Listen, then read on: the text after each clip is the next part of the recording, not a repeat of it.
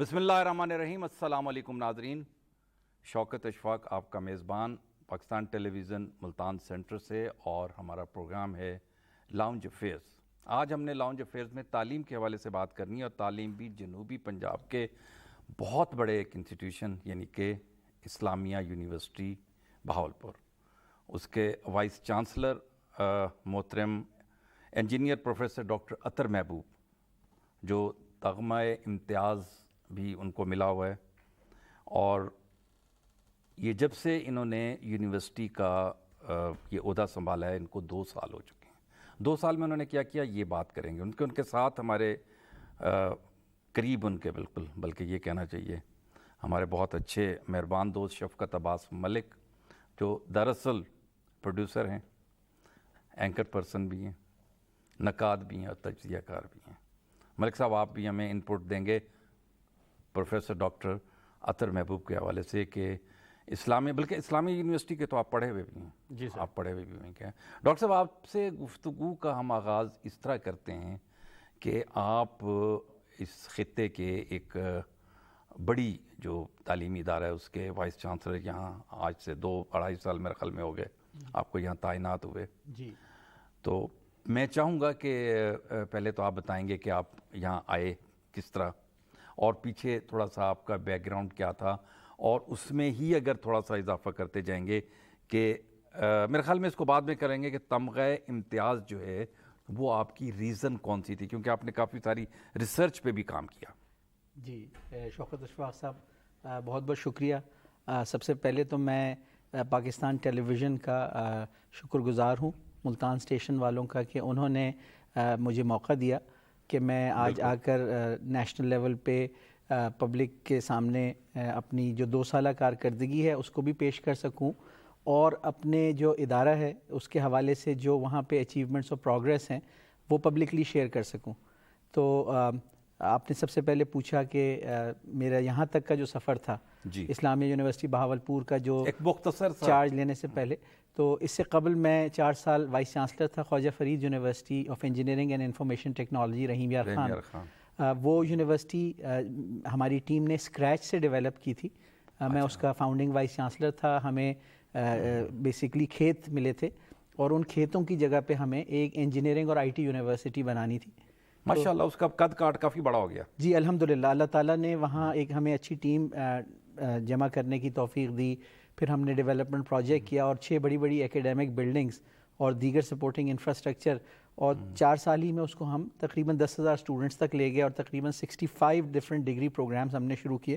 اور اتنی بڑی جو وہاں پہ بھی کامیابی ہوئی تھی، اس کی بنیادی وجہ یہ تھی کہ وہ جو رحیم یار خان کا علاقہ تھا، تقریباً 200-225 کلومیٹر ساؤتھ تک اور 225 کلومیٹر نارتھ تک کوئی یونیورسٹی یا تعلیمی ادارہ نہیں تھا۔ ایسے ہی ہے، تو لوگ ترس رہے تھے، شہر کے جو لوگ تھے ان کو بچوں کو 500 600 800 کلومیٹر دور اپنے بچوں اور بچیوں کو بھیجنا پڑتا جنوبی تھا۔ پنجاب میں تعلیم کا کافی سارا پرابلم رہا ہے۔ بہت اچھا، بہت آپ کا انجینئرنگ ہے بیسیکلی، جی تو آپ نے کس ڈسپلن میں انجینئرنگ کیا؟ جی، میں خود بنیادی طور پہ ایک الیکٹریکل انجینئر ہوں، الیکٹریکل، اور میری جو بنیادی تعلیم ہے انجینئرنگ کی، بیچلرز اور ماسٹرز، یہ دونوں ڈگریاں یونائٹڈ اسٹیٹس سے ہیں، اور میری پی ایچ ڈی جو ہے وہ پاکستان میں national university of sciences and technology Islamabad سے ہے۔ تو میرا جو پروفائل ہے وہ نارملی جو پروفائل ہوتا ہے کہ پہلی ڈگریز پاکستان سے ہوتی ہیں اور ٹرمینل ڈگریز باہر سے ہوتی ہیں، تو میری پروفائل اس کے الٹ ہے۔ میری پہلی ڈگریز دونوں باہر سے ہیں، 8 سال کی میری تعلیم ہے یونائٹڈ اسٹیٹس کی۔ اسی کوئی ریزن رہی ہوگی؟ جی، اس کی ریزن یہ ہے کہ میرے والد نے مجھے پڑھنے کے لیے بھیجا، اور اس سے پہلے میرے بڑے بھائی پڑھنے گئے تھے۔ زیادہ تر لوگ پڑھ کر ادھر سیٹل ہو جاتے ہیں، میں نے 8 سال پڑھا، لیکن اپنے دل سے میں پاکستان کو نکال نہ سکا، تو پھر میں پاکستان واپس آیا 1996 میں، اور پچھلے 26 سال کا جو سفر ہے میرا وہ تعلیمی شعبے سے بھی میں وابستہ۔ تو پھر آپ 96 کے بعد یہیں پاکستان میں رہ گئے؟ جی، 96 کے بعد تو پوسٹ ڈاک کے لیے بھی نہیں گیا؟ میں پوسٹ ڈاک کے لیے نہیں گیا، لیکن میں نے پی ایچ ڈی جب نسٹ سے کی، اس کے بعد میرا تھوڑا سا اس لحاظ سے ایک اور یونیک ایکسپیرینس ہے کہ میری پروفائل ایک ٹپکل ایکیڈیمک جیسی نہیں ہے۔ بنیادی طور پہ چونکہ میں انجینئر ہوں اور میری انجینئرنگ کی تعلیم امریکہ کی تھی، تو میں تمام خیالات کو پریکٹیکل میں کنورٹ کرنے کا قائل ہوں۔ تو لیکن انجینئرنگ کرنے کے بعد آپ رہے تعلیم کے ساتھ، جی، تدریس کے ساتھ۔ اب میں سمجھاتا ہوں کہ اس میں کس طرح تدریس کے علاوہ غیر تدریسی جو سرگرمیاں تھیں وہ کس نوعیت کی تھی۔ میں نے ایک کمپنی اسٹیبلش کی اور پھر اس کے ذریعے بے تحاشا پروجیکٹس، اس میں ڈیفنس سیکٹر کے بھی پروجیکٹس تھے، پبلک سیکٹر آرگنائزیشنز میں آئی ٹی کے پروجیکٹس تھے، اور کچھ سکلز ایسی تھیں جو میں نے اپنی پی ایچ ڈی کے دوران، کیونکہ میری پی ایچ ڈی جو ہے وہ کرپٹالوجی پہ تھی کہ انفارمیشن کو سیکرٹ رکھنے کی سائز، اور خاص طور پہ کہ چپ لیول پہ یا سافٹ ویئر میں اس کو بہت ایفیشینٹلی کیسے کرتے ہیں، اور وہ بھی جو الگوریدمز اور ٹیکنیکس، یہ الیکٹریکل کی ماڈرن جو فارم ہے آپ اس کو کہہ لیں، الیکٹرانکس یا اس سے بھی، جی انفارمیشن ٹیکنالوجی جو ہے کمپیوٹر سائنس اور الیکٹریکل انجینئرنگ کا ایک ہائبرڈ ہے. تو میرے جو کام کی پریکٹیکل اپلیکیشن ہے وہ انفارمیشن ٹیکنالوجی.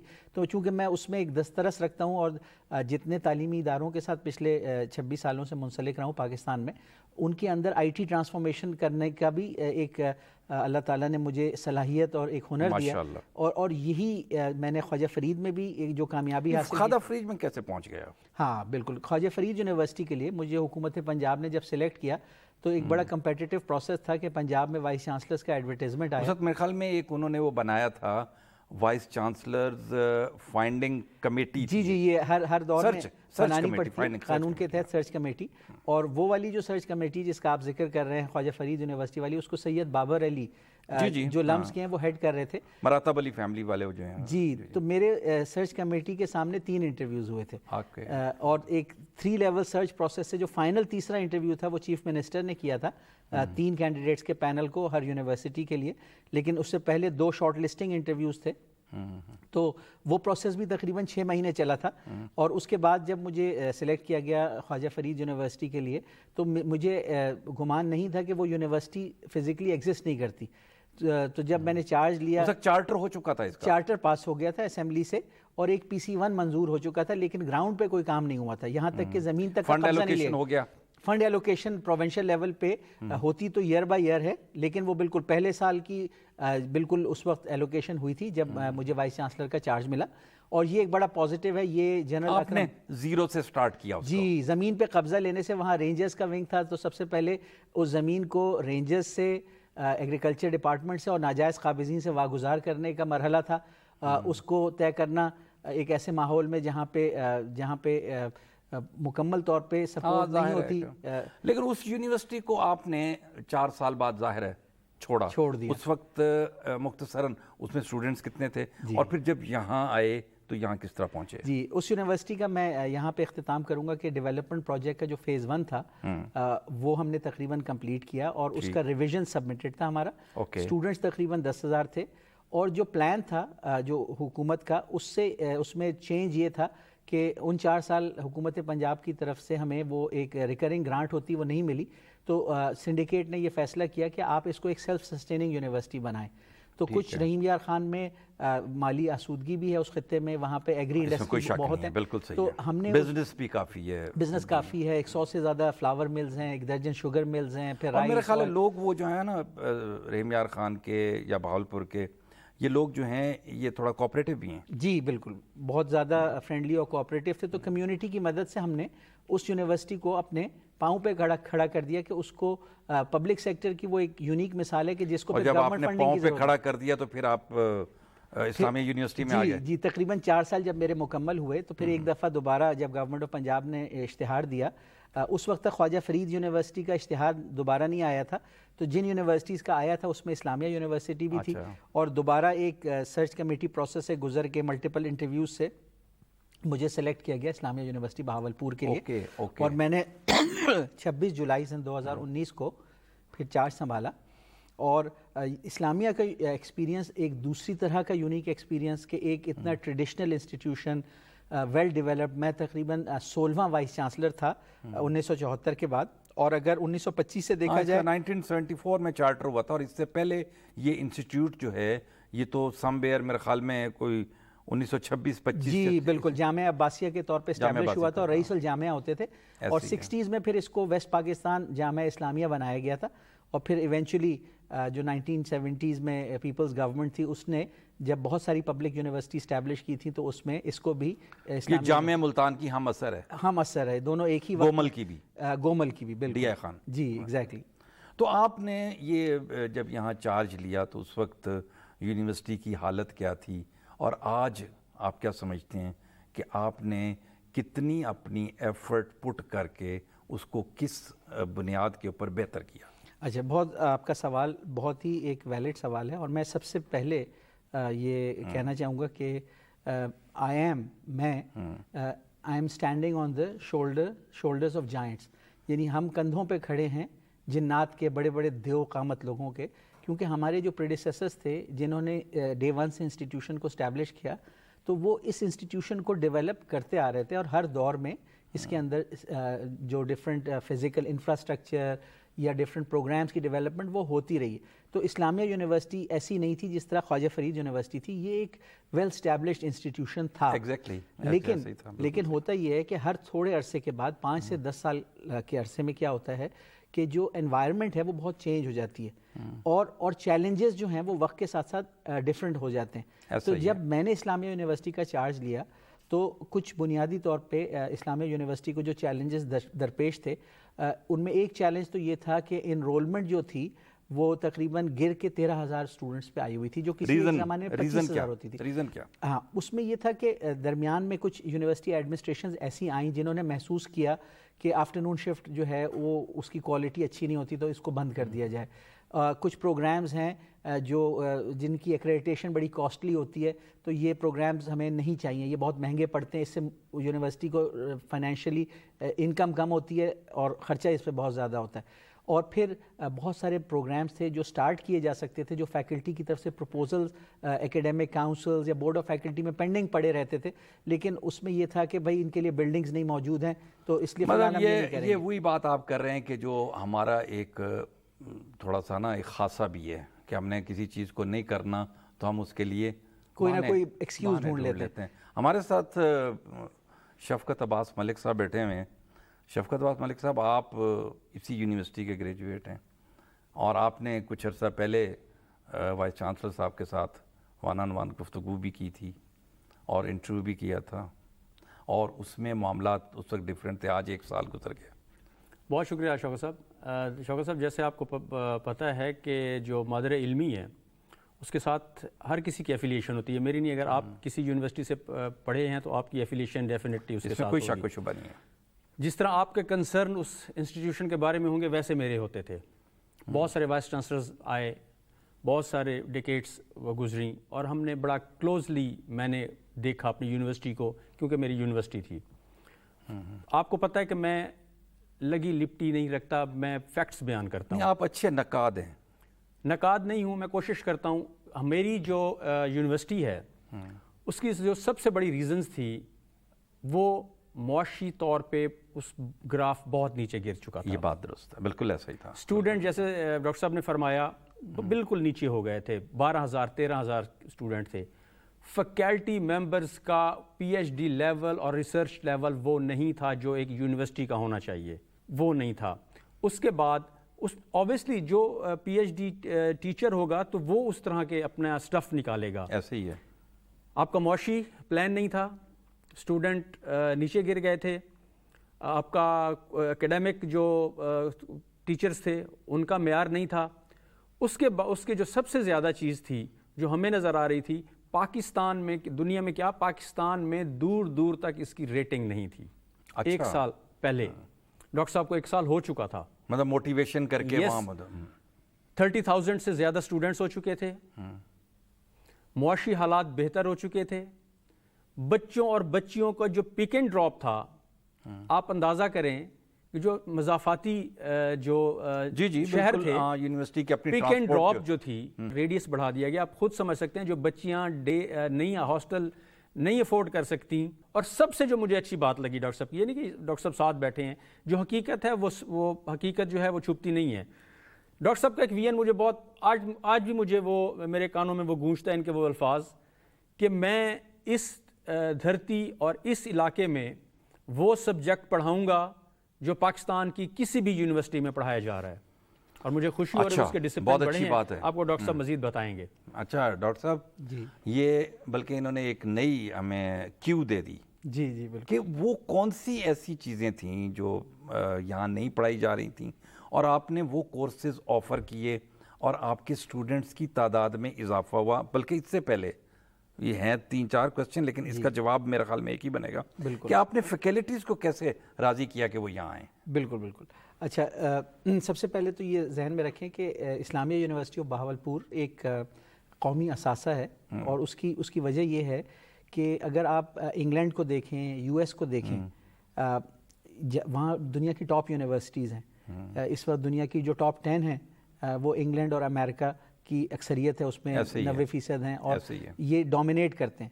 لیکن ان جس کی ریسرچ زیادہ ہوگی، ریسرچ جن کی زیادہ ہے، لیکن ان کی جو ٹاپ یونیورسٹیز ہیں، چاہے کیمبرج ہو، آکسفورڈ ہو، یا ایون یو ایس اے میں جو آئی وی لیگ یونیورسٹیز ہیں، ہارورڈ، پرنسٹن، ییل، اگر آپ ان کا تاریخی تناظر دیکھیں تو پچھلے 500 سالوں میں وہ دینی مدارس سے یونیورسٹیز میں ٹرانسفارم ہوئے، اور دینی تعلیم سے انہوں نے ڈائیورسفائی کر کے دنیاوی تعلیم اور ریسرچ پہ اور سائنسی تحقیق پہ آئے.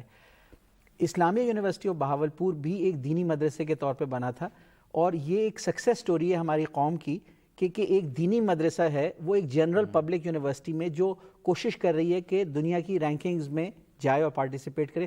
تو یہ ایک اثاثہ اور ایک سکسیس سٹوری ہے اور ایک رول ماڈل انسٹیٹیوشن ہے کہ ہم کس طرح اپنی مدارس کو ٹرانسفارم کر سکتے ہیں یونیورسٹیز میں. ڈیفینیٹلی اسلامیہ یونیورسٹی کا اپنا سفر بھی ابھی 100 سال پر محیط ہے. اگر ہم کیمبرج اور آکسفورڈ کی بات کریں تو وہ 600 سال پر محیط ایک سفر ہے، لیکن یہ سفر اگر ہوگا تو پھر ہم گریٹ انسٹیٹیوشنز ہمیں ملیں گے. تو اب میں آتا ہوں اسلامیہ یونیورسٹی کی طرف. تو جب میں نے جوائن کیا تو اسلامیہ یونیورسٹی آف بہاولپور، اس کے اندر 6 فیکلٹیز تھیں، اور اس کا جو نالج کا کوریج تھا، دنیا میں جو نالج کے ڈومینز ہیں، چاہے اس دیکھیں گے سوشل سائنسز ہیں، سائنس ہے، ایگریکلچر ہے، آرٹس ہے، ویٹنری ہے، تو اسلامیہ یونیورسٹی تقریباً 70% سبجیکٹس کو کور کرتی تھی. آج جب 2 سال ہمیں ہو گئے، ہم نے جو ٹرانسفارمیشن کی ہے، جو پروگرامز اور فیکلٹیز ایڈ کی، آج ہمارا کوریج تقریباً 90% ہے. اچھا، جو چیزیں ہم نے ایڈ کی ہیں میں آپ سے شیئر کرنا سب سے زیادہ جو فوکس کیا، یا جس طرح آپ نے ہارورڈ کا نام لیا، ہارورڈ جو تھا وہ پہلے وہ تھا، ہارورڈ نے بھی کافی ساری چیزیں ایسی ہیں تبدیل کی، جس طرح ان کا کل تک اسکول جو تھا اسکول آف ایڈمنسٹریشن چلتا رہا، لیکن آج وہ اپنے اسی اسکول کو اسکول آف لیڈرشپ کا نام دیا انہوں نے. بالکل بالکل، کیونکہ وہ فور فرنٹ پہ ہیں، وہ فور فرنٹ پہ ہیں، وہ ٹرینڈ سیٹنگ انسٹیٹیوشنز ہیں، اور ہمیں بھی اپنے ریجن میں بھی ٹرینڈ سیٹنگ بننا ہے، اور ایون گلوبلی ٹرینڈ سیٹنگ بننا ہے. کیونکہ اگر انہوں نے ایڈمنسٹریشن پہلے نام رکھا ہوا تھا اور آج وہ لیڈرشپ پہ آئے ہیں، تو وہ actually crux of the matter پہ آ گئے ہیں کہ ایکچولی کرکس یہی ہے، ساری چیزیں لیڈرشپ کے ارد گرد گھومتی ہیں. تو ڈیفینیٹلی یہ ساری چیزیں جو ہیں الٹیمیٹلی ایک وائس چانسلر بذات خود نہیں اچیو کرتا، بلکہ یہ جب وہ موبلائز کرتا ہے اپنی پوری یونیورسٹی کی ٹیم کو، اور ٹیم اور کئی سکسیسو وائس چانسلرز مل کے ایک انسٹیٹیوشن کو ایک لیول پہ لے کے جاتے ہیں. تو میں سمجھتا ہوں کہ ہم اس عمل میں ہیں، اور سارا کریڈٹ ڈیفینیٹلی مجھے تو نہیں مل سکتا، لیکن میں اس عمل کو ٹیم ورک ہے، میں انیبل کر رہا ہوں اس عمل کو، اس پروسیس کو، جس میں جب بات کرتے ہیں نالج ڈومینز کے کوریج کی، تو ہم نے دیکھا کہ جو نالج ڈومین ایک کور نہیں ہو رہا تھا وہ ہیلتھ کی فیکلٹی تھی. ہم نے فیکلٹی آف ہیلتھ اسٹیبلش کی. ہم نے یہ دیکھا کہ سوشل سائنسز جو ہے وہ گڈمڈ ہے، کچھ آرٹس میں آفر ہو رہا ہے، کوئی ایجوکیشن میں آفر ہو رہا ہے، تو ہم نے فیکلٹی آف سوشل سائنسز بنائی اور اس علیحدہ کر دیا، علیحدہ کی. اور اس میں جو ڈپارٹمنٹس ایک عرصے سے آفر نہیں ہو رہے تھے، جیسے فلاسفی ہے، سوشیولوجی ہے، اینتھروپولوجی ہے، جو کہ اہم ڈپارٹمنٹس ہیں جن کی ضرورت تھی یونیورسٹی میں، ہم نے وہ اسٹیبلش کیے. ہیلتھ کے اس میں بھی جب ہم نے اپنی فیکلٹی آف ہیلتھ اسٹیبلش کی تو ہم نے رن آف دا مل MBBS اور BDS پروگرامز کو ٹارگیٹ نہیں کیا، بلکہ پبلک ہیلتھ، نرسنگ اور جو الائیڈ ہیلتھ سائنسز کے سبجیکٹس ہیں، فزیوتھیراپی ہے، جن کی پروفیشنلز کی نیڈ زیادہ ہے، اور اسپیشلی نرسنگ پوری دنیا میں ایگزیکٹلی پوری دنیا میں ہے. اور ہمارے اپنے ریجن میں پاکستان میں بھی اگر دیکھیں تو نرسز جو ہیں اس کی جو شارٹیج ہے کہ جتنی نرسز ریکوائرڈ ہیں اس کا 1/10 ہمارے پاس ہے. یعنی نرسنگ صرف ہمارے پاس 10% نرسز ہیں، اور نرسز کی گلوبلی بہت زیادہ ریکوائرمنٹ ہے. کیونکہ یہ ہمارے ہاں تو میرے خیال میں رواج اب تک بھی یہی ہے. یہ تھوڑا آپ نے بریک کیا، جس طرح میں آپ فرما رہے ہیں کہ جو لائک میڈیکل کالجز جو ہیں، انسٹیٹیوٹ جو ہیں، وہاں صرف یہ نرسنگ کا ایسا جو تھا ادارہ تھا. باقی جی اگر مجھے اجازت دیں، لیکن پازیٹیو اسپرٹ میں یہ بتانا چاہتا ہوں کہ ڈیفینیٹلی جو پاکستان کے میڈیکل ٹیچنگ انسٹیٹیوشنز ہیں وہ کراتے ہیں نرسنگ، لیکن نرسنگ ایک اسٹگمیٹائز پروفیشن رہا ہے. اور کچھ ایسا رہا ہے میڈیکل میں کہ ڈاکٹرز کے سامنے نرسز جو ہیں وہ تھرڈ ریٹ سٹیزنز گنی جاتی ہیں، جبکہ دنیا میں ہیلتھ کیئر کے سسٹم میں نرسز کی اہمیت ڈاکٹروں سے زیادہ ہے، اکثر نرسز کو زیادہ پیمنٹ بھی کی جاتی ہے، اور جو اوور آل ایک ہیلتھ کیئر سسٹم کی جو سروس ڈیلیوری کا لیول ہے وہ نرسنگ کی کوالٹی پہ ڈیپینڈ کرتا ہے، کیونکہ 98% ٹائم نرس کی کیئر میں وارڈ بھی ہوتا ہے اور پیشنٹ بھی ہوتا ہے۔ تو اسلامیہ یونیورسٹی آف بہاولپور جو کام کر رہی ہے، اور جو میں دیگر یونیورسٹی سے بھی درخواست کروں گا کہ وہ بھی نرسنگ کالجز بنائیں اور ان نرسز کو بچیوں کو تعلیم دیں، کمپیوٹر سائنس کی لڑکیوں کے ساتھ، BBA کی لڑکیوں کے ساتھ، کیونکہ ہمیں عام ریگولر نرسز کے ساتھ ساتھ مینیجریل نرسز بھی چاہیے جو کہ ہاسپٹل اور ہیلتھ کیئر سسٹم کا چارج لے سکیں۔ اچھا، یہ آپ نے سٹارٹ کیا تو اس ڈگری کا مکسچر آپ نے کیا دو چیزوں کا، ایک نرسنگ ایک ایڈمنسٹریشن۔ بالکل۔ اچھا، اس میں ایک فارمیسی ہے جو سب سے اہم ہے۔ جی فارمیسی میں پہلے ہی اللہ کا بڑا فضل و کرم ہے کہ اسلامیہ یونیورسٹی آف بہاولپور کا ایک بڑا اچھا پروگرام چل رہا ہے، جس میں تقریباً 20:1 ریشو ہے کہ جو جتنی سیٹیں ہوتی ہیں 80 سیٹس کے لیے تقریباً 1800 سے 2000 بچے اپلائی کرتے ہیں۔ لیکن وہاں پہ ہم نے جو ٹرانسفارمیشن کی، میں وہ بھی شیئر کرنا چاہتا ہوں کہ ایک تو ہم نے اس میں سیٹس بڑھوائیں، کاؤنسل سے بات کر کے اپنا فریش انسپیکشن کروا کے۔ ڈگری کا جو ایکسپوجر تھا، جو نیم تھا، وہ بھی بدلا نا، اب ڈی فارمیسی ہو گیا یا جی فارم ڈی اس کا ہے، فارم ڈی ہو گیا، نومنکلیچر نمبر 1۔ دوسرا یہ ہے کہ ہم نے فیکلٹی آف فارمیسی میں ڈپارٹمنٹلائزیشن کی کہ ان کے 5 یا 6 ڈفرینٹ ڈپارٹمنٹس جو فارمیسی کاؤنسل کی طرف سے، اس میں فارماکوگنوسی، فارماسیوٹکس، فارمیسی پریکٹس، یہ سارے پراپرلی اسٹیبلش کیے، مزید انڈکشنز کی اور اس کو فل فیکلٹی کا درجہ دیا بجائے ڈپارٹمنٹ کے، اور نمبر آف سٹوڈنٹس جو ہیں اس میں سیٹس بڑھوائیں تاکہ اپرچونٹی زیادہ۔ ٹوٹل سٹوڈنٹس ہو گئے پھر؟ جی الحمدللہ کہ اسلامیہ یونیورسٹی آف بہاولپور میں سب سے پہلے تو ہم نے ایک جو کرٹیکل میتھس تھا اپنا 40,000 کا، وہ الحمدللہ کراس کیا ہوا ہے۔ اس وقت ہم 40,000 سٹوڈنٹس سے زیادہ ہمارے پاس ہیں، لیکن جو ہمارے انٹیک کے لیولز ہیں اور جو ہمارے گریجویشنز ہوں گی اگلے 3 سالوں میں، وہ دیکھتے ہوئے میں یہ کہہ سکتا ہوں کہ اگلے 2 سالوں سے 3 سالوں میں اسلامیہ یونیورسٹی آف بہاولپور تقریباً 65,000 سٹوڈنٹس کے لیول پہ جا کے سیٹل ہوگی in a year, at a time. ہمارے ٹوٹل 65 ایئر میں تو یہ ہے کہ تقریباً 20,000 ہمارے ایڈمیشنز ہوں گے پر ایئر، 15,000 جو کورسز آپ کے چل رہے ہوں گے۔ جی، جو ہماری سیٹیں ایلوکیشن ہے۔ یہ اسلامیہ یونیورسٹی جو ہے یہ واحد یونیورسٹی ہے جو ساؤتھ پنجاب میں یہ کورسز آفر کر رہی ہے، یا کوئی اور یونیورسٹی بھی ہے؟ اچھا، ویری گڈ کویشچن۔ دیکھیں ہمارے جو میں میڈیکل انسٹیٹیوٹ کی بات نہیں کر رہا ہوں، جب میں بات کرتا ہوں جنرل پبلک یونیورسٹیز کی، تو جس کیٹیگری میں اسلامیہ ہے اس میں پنجاب یونیورسٹی بھی ہے اور BZU بھی ہے۔ ٹھیک ہے۔ جب میں نے جوائن کیا تھا تو اسٹیٹسٹکس یہ تھی کہ BZU ہم سے سائز میں ڈبل تھی ایٹ دیٹ ٹائم، لیکن جو گروتھ اسلامیہ یونیورسٹی ایکسپیرینس کری اس کے بعد اب اسلامیہ جو ہے وہ پنجاب یونیورسٹی نیومیرکلی برابر ہے۔ نہ صرف ہم نے اسٹوڈنٹس بڑھائے، نمبر آف پروگرامز بڑھائے، بلکہ ان پروگرامز کے جو ایکریڈیٹیشن لیولز ہیں وہ بھی ڈفرینٹ کاؤنسل سے ہم نے 1 یا 2 نوچ اوپر اب جا کے اچیو کیے ہیں، چاہے بزنس کے پروگرامز ہوں، چاہے فارمیسی کے، چاہے ویٹنری کے، اور یہ آن گوئنگ پروسیس ہے۔ کوالٹی جو ہے کسی ایک اسٹل پکچر کا نام نہیں ہے، کوالٹی تو وہی ہے جس میں کنٹینیوس کوالٹی امپروومنٹ ہو۔ جیسے آپ نے کہا نا ٹیچر بڑا کلیدی، جو یہ بات کر رہے ہیں نا، اس کے پیچھے سب سے کلیدی کردار ٹیچر کا ہے، ایگزیکٹلی، اور پھر اس کی تربیت۔ ایگزیکٹلی شوکت صاحب، جس طرح دیکھیں نا ہماری تعلیم اور تربیت، ہم ایک لفظ بولتے ہیں، ہمیں ضرورت ہے کہ کیونکہ ہماری جو سوسائٹی ہے وہ کولیپس ہونے جا رہی ہے، ہماری تربیت بہت ضروری ہے۔ مطلب ڈگری ہے، تربیت نہیں ہے۔ اسلامیہ یونیورسٹی آف بہاولپور کا چارج لیا تھا تو یہاں تقریباً 480 فل ٹائم ٹیچرز تھے اس ٹائم کے اوپر۔ آج اللہ کے فضل سے تقریباً 1050 فل ٹائم فیکلٹی ہے، جن میں تقریباً 470 جو ہیں وہ PhD کوالیفائڈ ہیں۔ تو ہم نے نہ صرف اسٹوڈنٹس بڑھائے بلکہ ٹیچرز بھی بڑھائے، اور ٹیچنگ میں جو نمبر آف ریکروٹمنٹس اور پروموشن کے کیسز ٹوٹل پروسیس ہوئے وہ تقریباً 850 کیسز ہیں، اور اسی طرح نان ٹیچنگ میں بھی جو سپورٹنگ سٹاف ہے تقریباً 2000 ریکروٹمنٹس اس میں ہوئی ہیں۔ تو آپ دیکھیں کہ 2 سال میں ہم نے سلیکشن بورڈز اور سلیکشن کمیٹی سے تقریباً 2500 سے زیادہ ریکروٹمنٹس پروسیس کی، advertisement, scrutiny, short listing, selection boards conduct کرنا۔ تو یہ پورا پروسیس کر کے ڈیفینیٹلی ٹیچرز جو ہیں، ایک تو آپ کے پاس سفیشینٹ نمبر آف ٹیچرز ہونے چاہیے، تقریباً ہمارے پاس 800 وزٹنگ فیکلٹی بھی ہے اس کے علاوہ۔ تو ہم کنٹینیوسلی ٹیلنٹ ہنٹ میں ہیں۔ ہم نے ایک انوویشن یہ لے کے آئے کہ یونیورسٹی ٹیچنگ میں جو لیکچرر کی پوسٹ تھی وہ اسکیل 18 میں اپ گریڈ ہو گئی تھی، تو 17 اسکیل کی کوئی پوسٹ نہیں تھی. اور ضرورت اس بات کی محسوس ہو رہی تھی کہ ایک پوسٹ ہونی چاہیے جس میں کم از کم 2 سال ٹرینی لیکچرر کے طور پہ ٹرائی کیا جائے. تو ہم نے ایسوسیٹ لیکچرر کی پوسٹ سنڈیکیٹ کے اپروول سے انیشیٹ کی اور کانٹریکٹ بیسس پہ تقریباً 300 ایسوسیٹ لیکچرر ٹیسٹ کر کے کمپیوٹرائز ریکروٹ کیے، جس سے ہمارے پاس young energetic M Phil qualified لوگ آئے جنہوں نے ٹیچنگ میں بچوں کو اٹینشن دینا شروع کیا. اور یہ عمل اب جاری رہے گا.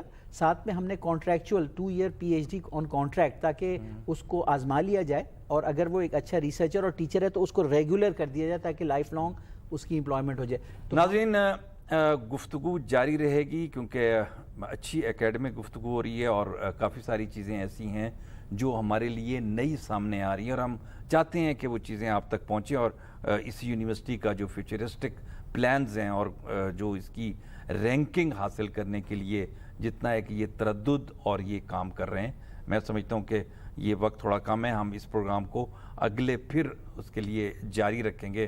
میں ڈاکٹر صاحب سے گزارش کروں گا کہ ڈاکٹر صاحب نیکسٹ ویک ہم جاری رکھیں گے. ملک صاحب آپ کے ساتھ بھی اگلے پروگرام تک شوکت اشفاق کو اجازت دیجیے. انشاءاللہ تعالی یہیں سے جہاں سے سلسلہ ہم نے توڑا تھا یہیں سے جوڑیں گے اور آپ ہمارے ساتھ رہیے گا.